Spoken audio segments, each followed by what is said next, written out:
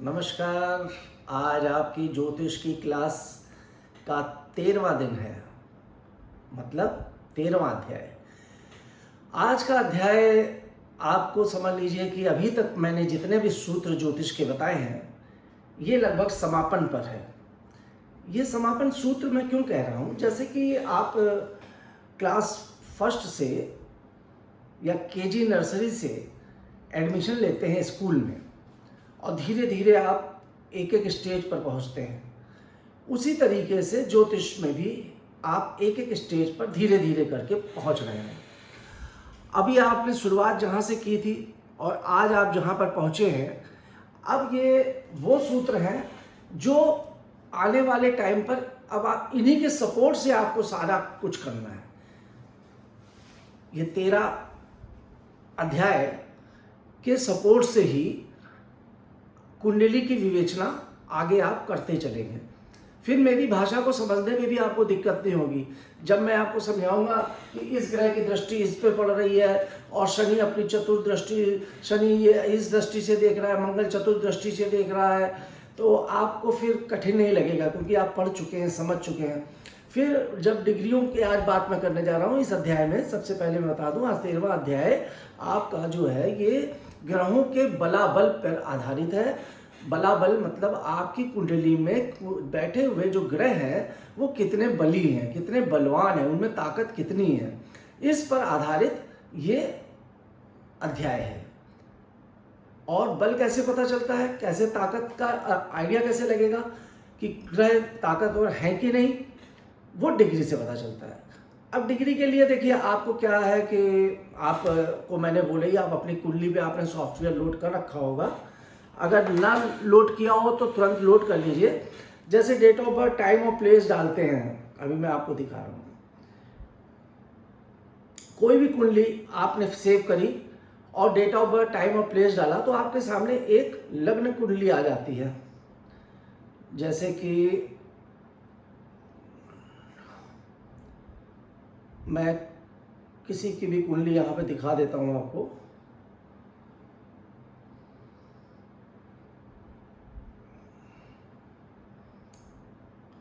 अब ये देखिए, ये एक हमारे मित्र हैं, नाम अनूप शुक्ला जी है, उनके कुंडली है।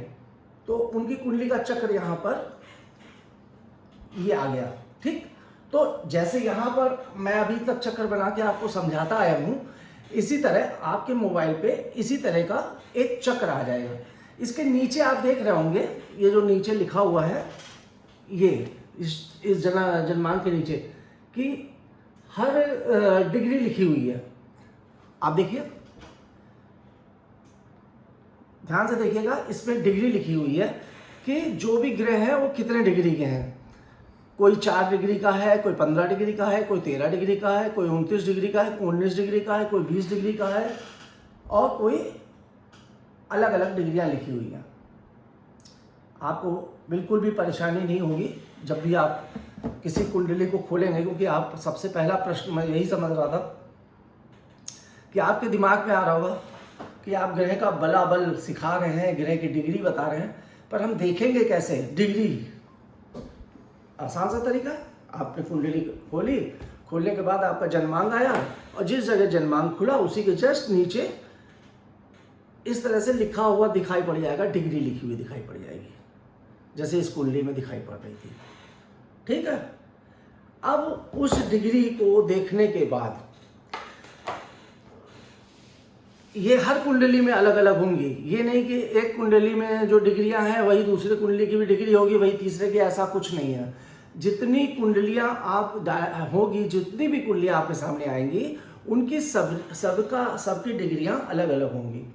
उसमें जो ग्रह बैठे हैं, कुंडली में बैठे हुए जितने भी 12 घरों खानों में ग्रह बैठे हुए हैं, वो कितने बलवान हैं, कितने ताकतवर हैं, ये आपको उसकी डिग्री देख के पता चल जाएगा।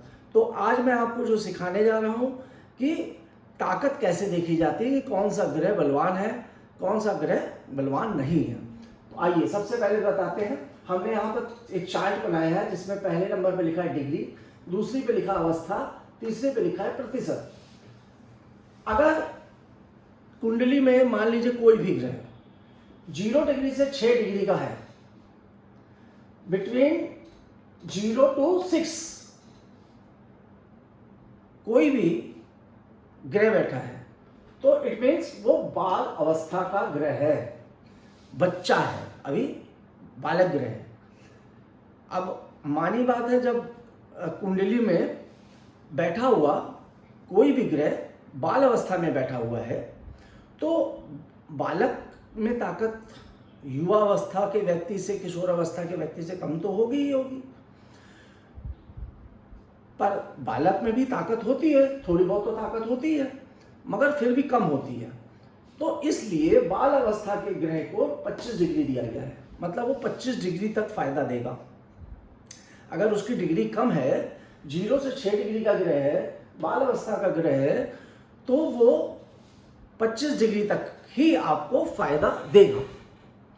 अब आप समझ गए होंगे इस चार्ट को मैंने कितना आसान बना दिया है, कितनी कठिन चीज़ थी डिग्री समझाना, मगर एक छोटे से चार्ट से बनाकर मैंने इसको बहुत इजी कर दिया। अब आपको बताना ही नहीं पड़ेगा, आप खुद ही पढ़ लेंगे। ऐसे ही आप अपने नोटबुक पे ऐसे ही लिख लीजिए, क्योंकि बहुत से जोशी हैं इतना कठिन भाषा में चीज़ समझाते हैं कि लोगों के समझ ही नहीं आती है, वो परेशान हो जाते हैं। मैं इतने इजी वे में आपको समझा रहा हूँ कि आपके लिए चुटकियों का काम हो गया डिग्री को समझना। आप इसी चार्ट को अपने नोटबुक पे बना लीजिए। नेक्स्ट आते हैं 6 डिग्री से 12 डिग्री तक का। अगर आपका कोई ग्रह बैठा हुआ है कुंडली में, मान लीजिए चंद्रमा की स्थिति 6 डिग्री से 12 डिग्री की है, या सूर्य की डिग्री 6 डिग्री से 12 डिग्री की है, मंगल की, किसी भी ग्रह, राहु केतु कोई भी ग्रह, तो वो ग्रह किशोर अवस्था का होता है। किशोर अवस्था जैसे हमारे बच्चा होता है वो 1 साल से 6 साल का, उसकी ताकत कितनी होगी आप अंदाज लगा सकते हैं। और मगर फिर भी 6 साल तक के बच्चे के अंदर ताकत का जो फल है वो 25% मिला। किशोर अवस्था 6 से 12 साल की उम्र के बच्चे की ताकत कितनी होगी, उससे आप अंदाज़ा लगाइए। अगर 6 डिग्री से 12 डिग्री का ग्रह है तो उसकी जो ताकत है 50% की है, मतलब वो हमें 50% तक का पावर देगा। कुंडली में अगर स्ट्रांग अवस्था में बैठा है, चाहे नीच अवस्था में बैठा है, अगर वो नीच अवस्था में बैठा हुआ है तो 50% तक का नुकसान करेगा, ये भी है। और अगर अच्छी अवस्था में बैठा है, उच्च की अवस्था में बैठा है, स्वग्रही अवस्था में बैठा है, तो 50% तक का ही बेनिफिट देगा। जब भी उसकी दशा महादशा आएगी तब, ये याद रखिएगा, दशा महादशा जब आएगी तब ही, ऐसा नहीं हर वक्त नहीं। जब भी दशा महादशा अंतरदशा प्रत्यंतर दशा उस ग्रह की पड़ेगी तो वो 50% लाभ देगा, 25% लाभ देगा। अब 100% लाभ कौन देगा? और ये मत सोचिएगा कि आपकी कुंडली में क्या, किसी भी व्यक्ति की कुंडली में सारे ग्रह 100% लाभ देने वाले नहीं होते हैं। इसलिए आप निराश मत होइएगा, मेरी कुंडली में एक ग्रह तो है जो दे रहा है, बहुत अच्छा पावर दे रहा है, युवा अवस्था का है, बाकी कोई प्रौढ़ अवस्था का है, कोई बाल अवस्था का है। ऐसा नहीं है, सबकी कुंडलियों में ऐसे ही होता है। और बड़े बड़े लोगों की कुंडली में ऐसा होता है, मगर कुछ लोगों की कुंडली में बहुत ही ऐसे बन जाती है ग्रहों की डिग्रियां कि वो फिर आसमान की बुलंदियों पे होते हैं। चलिए अगली बात देखते हैं। अगर 12 से 18 साल का व्यक्ति है, इट मीन्स 12 से 18 साल 18 डिग्री का कोई ग्रह है, तो आप सोचिए कितना ताकत होती है उस उम्र में 12 से 18 साल के व्यक्ति के अंदर। इसी तरह 12 डिग्री से 18 डिग्री का जो ग्रह है वो युवा होता है, बिल्कुल युवा, और उसकी अवस्था बिल्कुल यंग पर्सन की तरह ताकत की अवस्था होती है, शक्तिशाली अवस्था होती है, बहुत ही एनर्जेटिक होता है, बहुत ही पावरफुल होता है, इसलिए वो 100% फल देता है।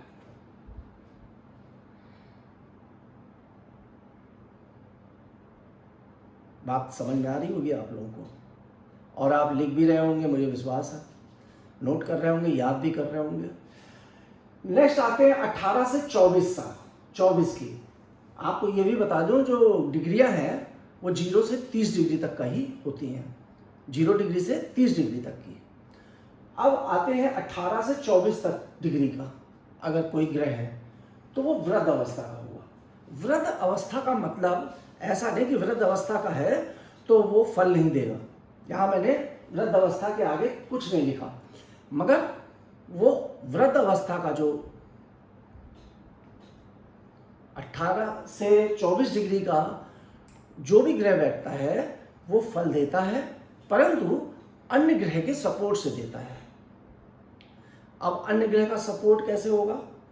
जैसे मान लीजिए सूर्य और बुध का बुधादित्य योग बना हुआ है, ठीक है।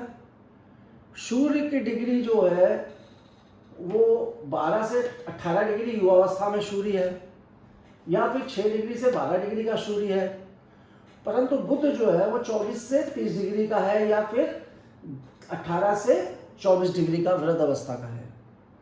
परंतु सूर्य जो है चूंकि यंग है और वृद्ध के साथ है, तो जैसे आप देखते होंगे कि अगर एक वृद्ध आदमी अपने बेटे के साथ जब चलता है तो उसके अंदर भी पूरी पावर वही आ जाती है जो उसके बेटे की होती है, क्योंकि बेटे का सपोर्ट उसे मिला रहता है, उसके यंग व्यक्ति उसको सपोर्ट कर रहा है। जब यंग व्यक्ति उसे सपोर्ट करेगा तो उसकी ताकत, पूरी ताकत दिखाई पड़ेगी, उसमें शक्ति अच्छे से देगा, अच्छा फल देगा। परंतु अगर किसी ग्रह का सपोर्ट ही नहीं मिल रहा है उसे, तो उसकी ताकत नील रहेगी, तब नहीं दिखाई पड़ेगी। इसी तरह से साथ बैठना ही नहीं, दृष्टि भी हो, अगर किसी ग्रह पर किसी ग्रह की दृष्टि है, जैसे दृष्टियां मैं समझा चुका हूँ आपको, युति भी समझा चुका हूँ, इसी तरह से मैं आपको बता रहा हूँ, उच्च भी समझा चुका हूँ, नीच भी समझा चुका हूँ। अगर मान लीजिए कुंडली में उच्च का नीच कोई ग्रह बैठा है, उच्च का बृहस्पति है कर्क राशि का, ठीक है, कर्क राशि का बृहस्पति बैठा है और साथ में चंद्रमा भी बैठा है। बृहस्पति और चंद्रमा क्या बनाते हैं? गज केसरी योग। ये मैं आगे पढ़ाऊंगा आपको, ये एक राजयोग है। तो चंद्रमा और बृहस्पति का गजकेसरी योग बन रहा है। आपने तो देखा, आप बड़े प्रसन्न हो गए कि आपकी कुंडली में चंद्रमा बृहस्पति का गजकेसरी योग बन रहा है, पर आपका जीवन बीतता चला गया, आपको उसका फल नहीं मिल पा रहा है। आप सोच रहे हैं यार पंडित जी ने तो बिल्कुल बेवकूफ़ बना दिया, वो कह रहे थे तुम्हारी कुंडली में राजयोग है, गजकेसरी योग है, मगर मुझे तो कोई फल नहीं मिल रहा। अब क्यों नहीं मिल रहा? अब उसका भी रीज़न देखिए, क्योंकि बृहस्पति जो है उसकी डिग्रियां जो थी वो कम थी। 18 डिग्री से 24 डिग्री का वृद्ध अवस्था का बृहस्पति था आपकी कुंडली में, और चंद्रमा जो था वो भी 18 से 24 डिग्री का बैठा हुआ था। अब दो वृद्ध एक साथ बैठे होंगे तो डिग्रियां कम हो गई, या फिर मान लीजिए 18 से 24 डिग्री का वृद्ध अवस्था का बृहस्पति बैठा है और साथ में बाल अवस्था का चंद्रमा बैठा हुआ है, तो चंद्रमा ने 25% की ताकत दी, तो वृद्ध अवस्था की ताकत भी 25% रही, कम रही। या मान लीजिए एक ग्रह मृत अवस्था का आ गया, 24 से 30 डिग्री का बैठा हुआ है। तो कहने का मतलब यह है कि डिग्रियों का बहुत बड़ा महत्व होता है गणना में, ज्योतिष की गणना में। आप इस चीज को बाकायदा नोट कर लीजिए, और इसीलिए मैंने बोला कि किसी की कुंडली की विवेचना करने से पूर्व जब ज्योतिष थोड़ी देर शांति से कुंडली देखता है तो आप समझ जाइए कि वो चुप हो क्यों है, क्योंकि वो सब चीज़ों को कैलकुलेट कर रहा है अंदर ही अंदर, मन के अंदर। पर आप नए हैं तो आपको नोट्स बना लेना चाहिए। आपको किसी की कुंडली की विवेचना करने से पूर्व, मैंने कल भी बोला था कि एक किनारे कहीं लिख लीजिए, ऐसे देखिए, मंगल बृहस्पति कर्क राशि में बैठा है, अच्छा उच्च का बृहस्पति है तो लिख लीजिए उच्च का बृहस्पति बैठा हुआ है, चंद्रमा सूर्य और बुध का बुधादित्य योग बना हुआ है। पहले तो ये बना लीजिए, फिर उसके बाद आप डिग्रियाँ चेक करिए और नोट कर लीजिए चंद्रमा इतने डिग्री का है, मंगल इतने डिग्री का है, फलाना इतने डिग्री का है, और फिर इन सूत्र जो मैंने अभी तक आपको सिखाए हैं उन सूत्रों पर उसका एनालिसिस करिए। हाँ ये तो बढ़िया है, इसका अंदर ये फल अच्छा मिलेगा, इससे इसका ये मिलेगा। जब आप इस चीज़ को जितना ज़्यादा देखना सीख जाएंगे, इसमें जितना ज़्यादा परफेक्ट हो जाएंगे, तभी आप एक अच्छे विद्वान ज्योतिष बनेंगे।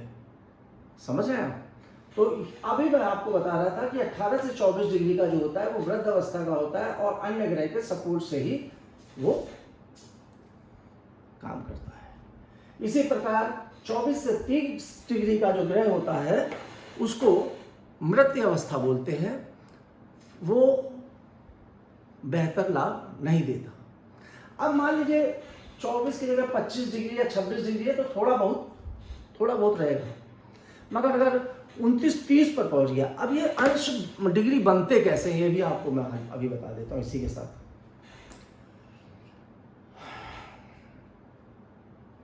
जैसे कि मैंने आपको बताया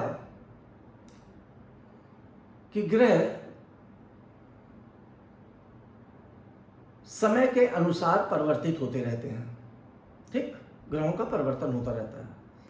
अब जैसे आज की तारीख में बुध ग्रह का परिवर्तन हुआ, ठीक है, कहाँ हुआ? बुध ग्रह का परिवर्तन हुआ, मिथुन राशि में हुआ। तो क्या आज ही की तारीख में बढ़िया फल आदमी को मिल जाएगा? आप बताइए।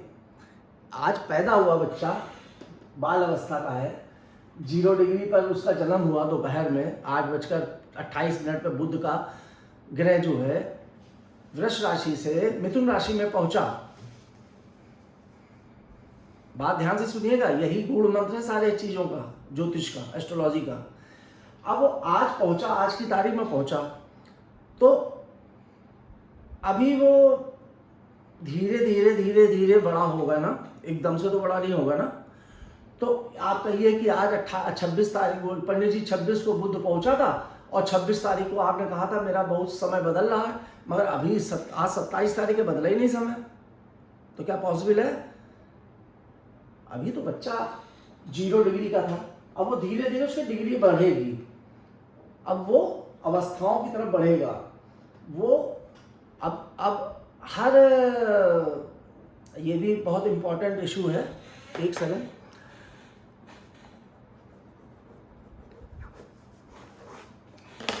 कि आपको ये भी बहुत पढ़ाना अभी बहुत महत्वपूर्ण था कि कौन सा ग्रह कितने दिन में बदलता है, अपना जगह बदलता है।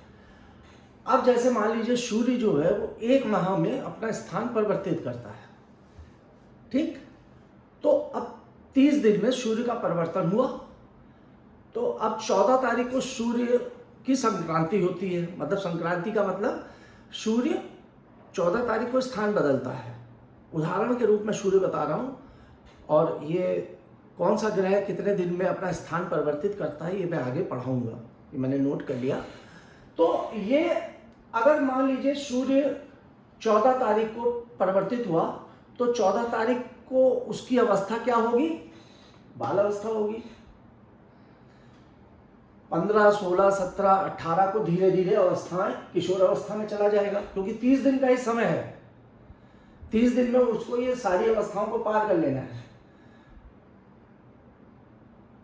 अलग अलग ग्रहों का अलग अलग इस तरह से बनता है चार्ट।